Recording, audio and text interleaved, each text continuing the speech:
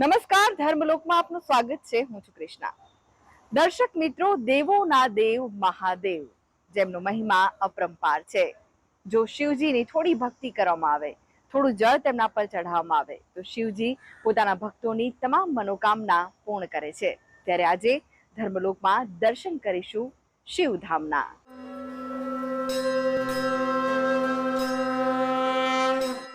તો દર્શક મિત્રો, ધર્મલોકમાં દર્શન કરીએ એક એવા મંદિરના જેની સાથે જોડાયેલી છે સપ્ત ઋષિની કથા. એવું કહેવાય છે કે અહીંયા 7 શિવલિંગની સ્થાપના સપ્ત ઋષિઓ દ્વારા કરવામાં આવી હતી, અને એ પણ એવી રીતે જે આકાશમાં સપ્ત ઋષિના તારા જોવા મળે છે તેવી રીતે. તો ચાલો, કઈ કથા જોડાયેલી છે સપ્તેશ્વર મહાદેવ સાથે અને કેમ ભક્તોની આસ્થા જોડાયેલી છે, ચાલો જાણીએ.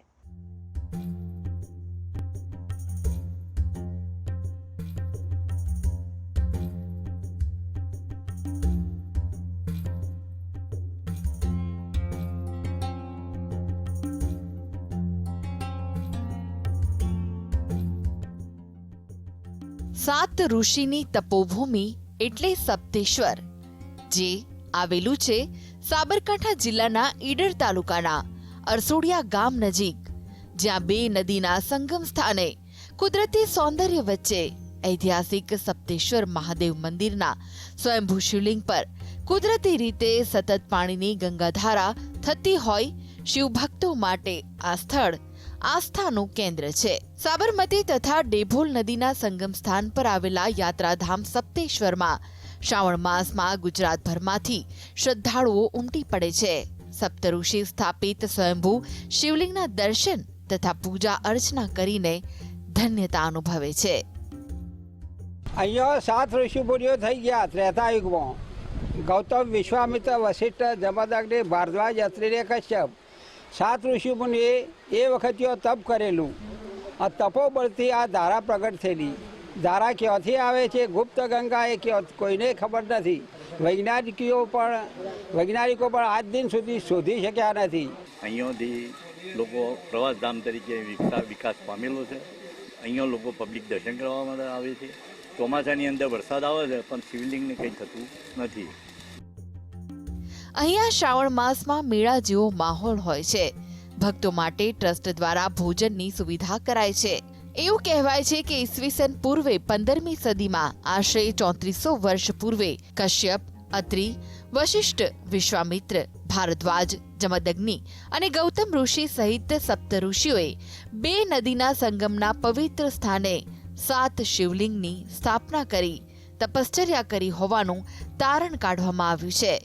સપ્ત ઋષિઓએ આ પવિત્ર ભૂમિ પર 7 શિવલિંગની સ્થાપના કરી અને તપ કર્યું હોવાથી આ સ્થળ સપ્તેશ્વર મહાદેવ તરીકે પ્રચલિત થયું. સપ્તેશ્વરમાં આવેલા 7 શિવલિંગ જુદા જુદા એવી રીતે સ્થાપિત છે જાણે આકાશમાં સપ્ત ઋષિઓ જ જોઈ લો. ડેભોર અને સાબરમતી નદીના રમણીય સંગમ સ્થળે આવેલા ભોળાનાથ શંભુનું આ સ્થાનકે 7 શિવલિંગો છે. અહીં અલગ અલગ જગ્યાએ બિરાજે છે શિવજીના 7 સ્વરૂપો, અને તેની એક વિશેષતા એ છે કે 7 શિવલિંગોની ગોઠવણી આ સપ્તર્ષિ તારાઓના આકારમાં છે. હજારો વર્ષથી અહીંના મૂળ શિવલિંગ ઉપર કુદરતી રીતે જ જલધારા શિવજીને સતત અભિષેક કરી રહી છે. અહીંયા મહાદેવનું મસ્ત મંદિર છે. પિકનિક માટે બહુ જોવાલાયક સ્થળ છે. નાના બાળકો માટે બી બહુ સરસ જગ્યા છે. અહીંયા બહુ ભક્તો આવે છે અને દર્શન કરી અને બહુ ધન્યતા અનુભવે છે. અહીંયા સપ્તેશ્વરમાં એટલી બધી પબ્લિક આવે છે, એનો મહિમા ખૂબ વધી ગયો છે. અહીંયા 7 ધારા પર 7 લિંગની સ્થાપના કરી છે. ઋષિમુનિએ તપ કર્યા છે. ત્યારથી અહીંયા ખૂબ આજુબાજુ ગામના ટોટલી કોઈ પણ શહેરના માણસો આવે છે. અહીંનું પાણી આ કાયમ માટે અવિરત ધારા પડે છે. એને જોવા માટે પબ્લિક આવે છે. તેઓ નહીં ધોઈને પવિત્ર થાય છે. એનું પાણી ભરીને તેઓ લઈ જઈને એ લોકો ગંગા જમ સમજીને એનો ઉપયોગ કરે છે. અને અહીંયા શ્રાવણ માસ, ભાદરવી સુદ 11 હવે અનેક મેળાઓ ભરાય છે. માત્ર શ્રાવણ માસમાં જ નહીં, શિવરાત્રી અને વર્ષના 365 દિવસ અહીં શ્રદ્ધાળુઓનો ધસારો રહે છે. ખાસ કરીને ચોમાસામાં જ્યારે ગાંડીતુર બનેલી સાબરમતી નદી ભોળાનાથને મંદિર સહિત પોતાનામાં સમાવી લે છે ત્યારે એના દર્શન કરવા તો ઠીક ઠેકાણેથી લોકો ભક્તો અહીં ઉમટી પડે છે અને સપ્ત ઋષિઓ સાથે સંકળાયેલી શિવલિંગના દર્શન પૂજન અર્ચન કરીને શ્રદ્ધાળુઓ ધન્ય થાય છે. 7 ઋષિઓની તપો સાધન ભૂમિ એટલે સપ્તેશ્વર. ઉત્તર દિશાના ગણાતા 7 ઋષિઓએ જો કોઈ એક જ સ્થળે રહીને તપો સાધના કરી હોય એવું સ્થળો ખૂબ જ ઓછા છે અને આ સ્થળ તેમાંનું એક છે જે આવેલું છે સાબરકાંઠા જિલ્લાના ઈડરમાં, જ્યાં શિવજી પર હજારો વર્ષોથી કુદરતી રીતે ગંગાધારા અભિષેક કરે છે અને એટલે જ તો દૂર દૂરથી પણ ભાવિક ભક્તો સપ્તેશ્વર મહાદેવના આ ધામમાં આવીને શિવજીના ચરણોમાં શીશ ઝુકાવે છે. તો અહીંયા આવેલી નદીમાં પણ નાહીને ભક્તો પુણ્યનું ભાથું બાંધે છે. અહીંયા વારે તહેવારે અનેક કાર્યક્રમોનું પણ આયોજન કરવામાં આવે છે અને તેથી જ ભક્તોનો ઉત્સાહ આ મંદિર સાથે જોડાયેલો રહે છે. Dharmalok desk, GSTV. વીરેશ્વર મહાદેવ જે આવેલું છે પ્રકૃતિની વચ્ચે.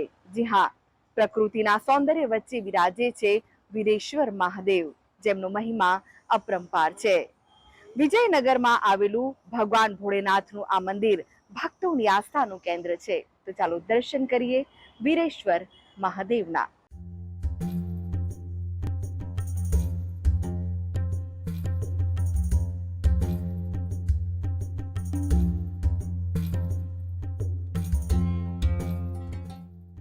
ભગવાન શિવ એ અજન્મા છે.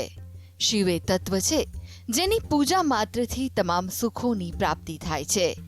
શિવ અનેક સ્વરૂપા છે, જેમાંનું એક સ્વરૂપ છે વીરેશ્વર સ્વરૂપ.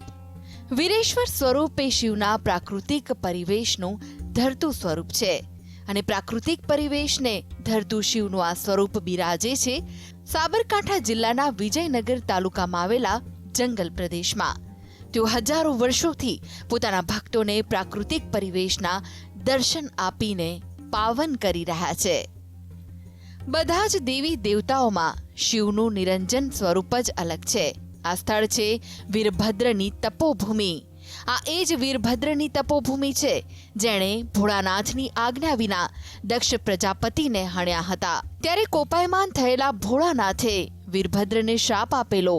શ્રાપિત થયેલા વીરભદ્રે આ સ્થળે આવીને શિવની અખંડ આરાધના કરી અને ભોળેનાથને પ્રસન્ન કર્યા હતા. આ એ જ સ્થળ છે જ્યાં ભોળાનાથનું પ્રકટ સ્વરૂપ બતાવીને વીરભદ્રને શાપમાંથી મુક્ત કર્યો હતો. બસ ત્યારથી જ આ સ્થળે બિરાજ્યા છે વીરેશ્વર મહાદેવ. શ્રી વીરેશ્વર મહાદેવ મંદિર સાબરકાંઠા જિલ્લાનું અરવલ્લીની ગિરિમાળામાં આવેલ એક પવિત્ર યાત્રાધામ છે, જ્યાં શ્રાવણ માસમાં હજારોની સંખ્યામાં ભાવિ ભક્તો આવતા હોય છે. સોમવારના દિવસે બહુ ભીડ હોય છે અને ભાવિ ભક્તો શિવજીના દર્શન કરી અને પોતાના જીવનને ધન્ય માનતા હોય છે. અહીં ગંગાજી પણ પોતાનું પ્રકટ સ્વરૂપ બતાવે છે. શિવ મંદિરની પાછળ આવેલા ડુંગરોમાં આવેલું એક ઉમરાના વૃક્ષના મૂળમાંથી છેલ્લા હજારો વર્ષોથી ગંગાજી અસ્ખલિત વહી રહ્યા છે અને તેઓ ભક્તોની તરસ છીપાવી રહ્યા છે. અહીંના લોકોના મતે છપ્પનિયા કાળમાં પણ આ ઉમરાના વૃક્ષમાંથી નીકળતા ગંગાજી વિમુખ થયા ન હતા અને એવા ગોજારા કાળમાં પણ આ વિસ્તારના લોકો પશુ પંખીઓની તરસ છીપાવી તેમને ચૈતન્ય બક્ષ્યું હતું. શિવજીના આશીર્વાદના પ્રતાપે ઉમરાના મૂળમાંથી અસ્ખલિત પાણી વહેતું રહેવા છતાં આ પાણી મંદિર પરિસરમાંથી કદી બહાર જતું નથી. ખૂબ હર્ષ અનુભવું છું કે વીરેશ્વર મહાદેવ એક જાગૃત આદ્ય અને સ્વયંભૂકાલ પ્રગટ થયેલા મહાદેવજી છે. અમારા વંશજ, અમારા પરિવાર તરફથી પણ વાર્ષિકત અહીંયા હું આવું છું. સ્વયંભૂલિંગ છે એટલે જે અમે તો વર્ષોથી અહીંયા આવે છે, નાનપણથી જ અહીંયા પર શિવરાત્રીનો મેળો અહીંયા ભવ્યથી ભવ્ય ઉજવાય છે. વીરેશ્વર મહાદેવ આ જંગલ વિસ્તારમાં બિરાજ્યા હોવાથી અહીંના આદિવાસી લોકોમાં પણ તેઓ ખાસ આસ્થાનું કેન્દ્ર બની રહ્યા છે. ડુંગરો, ઝરણા, હરિયાળી સાથેના આડબીડ જંગલો શિવભક્તોને એક અનોખા આનંદની અનુભૂતિ કરાવે છે. તો અહીંના વાતાવરણમાં જ જાણે જાદુ છે. ભક્તો અહીં આવી એક અનોખી ભાવદશામાં ખોવાઈ જાય છે। ત્યારે વીરેશ્વર મહાદેવની કૃપા પામેલા ભક્તો શ્રાવણ માસમાં તો અહીં અચૂક આવે છે। ગિરનાર પરિક્રમામાં સૂર્યકળે જેમ વનરાજી ખીલી ઉઠે છે એવી જ આ વનરાજી અહીં ખીલી ઉઠી છે। પાછળ ઉમરાના પાણીમાં જે ઉમરાનું મૂળ છે તેઓ જે પાણી નીકળે છે ખૂબ જ શ્રદ્ધા છે લોકોને, અને એ પાણી પીવાલાયક છે। લોકો પીવે છે અને પ્રસાદ લઈને પાણી પીવે છે। પૌરાણિક તત્વના મંદિરના હિસાબથી હું અહીંયા આવ્યો હતો। આજે જોઈને મારું મન એટલું ખુલ્લું થઈ ગયું કે અહીંયા વારે ઘડી આવવા જેવું છે, જોવા જેવું છે। ત્યાંનો વિકાસ સારો છે।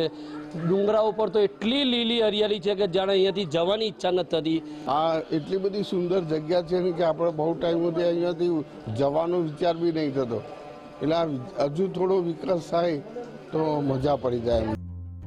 આ મંદિર એટલા પ્રાકૃતિક સૌંદર્ય વચ્ચે આવેલું છે કે જ્યાં આવતા જ ભક્તોનું મન પણ શાંત થઈ જાય છે અને ભક્તો અહીં શિવજીના ચરણોમાં શીશ ઝુકાવે છે।